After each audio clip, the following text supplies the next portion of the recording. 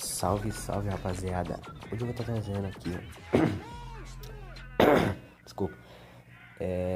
Esse WhatsApp aqui, rapaziada, muito. Tipo, rapaziada, isso aqui é um WhatsApp pra guerra. E esse daqui é o WhatsApp, beleza? Mano, então. Esse WhatsApp aqui, rapaziada, tá tipo imune a quase tudo, beleza? Eu vou estar mostrando aqui pra vocês. As configurações dele. Bom, rapaziada, aqui tem o canal do Ricolahu, beleza?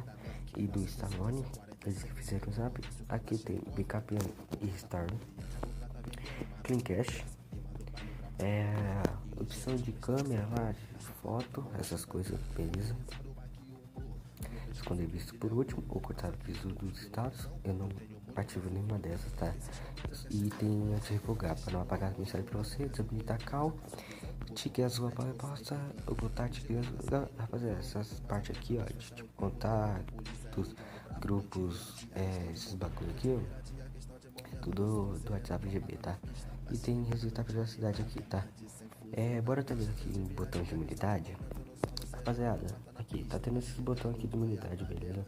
Tá tendo não receber mensagem, zero contato, receber as travas de contato, que no caso é Pac-Man. Anular trava de contato, anular a Pac-Man, não receber documento, contato e áudio, não, anular peso das travas. Isso aqui você não ativa, beleza, rapaziada? Porque vai anular todas as suas travas que você mandar, vai chegar em zero, tá? Imune a catálogo, limpar todos os chats e rajar sem lag. Eu também não uso. Vou deixar tudo desligado aqui, rapaziada, que eu vou estar testando aqui o WhatsApp pra vocês. Vou estar selecionando Master Copy, não consegue, rapaziada. Rapaziada, muito obrigado mesmo, beleza? Por tá pegando 100 views em todos os vídeos que eu faço, mano. Isso é uma satisfação. Tá, rapaziada, vamos estar agindo aqui, ó.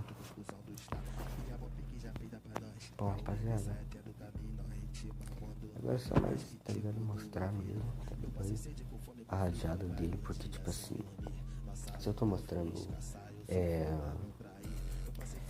se eu tô mostrando, não esquece, rapaziada, tô falando nada com nada mais, tô com sono já, rapaziada. Tô gravando aqui vídeo pra vocês, tá ligado? Aí, rapaziada, tá rajando muito forte mesmo, beleza? Minha mãe me chamou ali, mas tá rajando muito forte, rapaziada.